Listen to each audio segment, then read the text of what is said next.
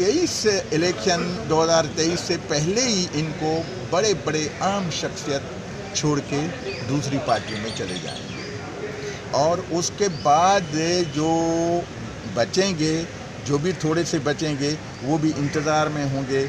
और इसका मतलब है इमरान खान के लोग कुछ गिरफ्तार होंगे करप्शन चार्जेस, जिस करप्शन चार्जेस की दूसरों को इन्वॉल्व करके फंसाया जाता था, अब हकीकत सामने आएगी।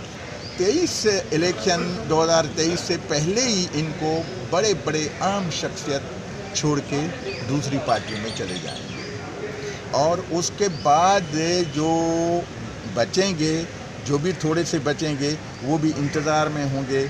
और इसका मतलब है इमरान खान के लोग कुछ गिरफ्तार होंगे करप्शन चार्जेस, जिस करप्शन चार्जेस की दूसरों को इन्वॉल्व करके फंसाया जाता था, अब हकीकत सामने आएगी।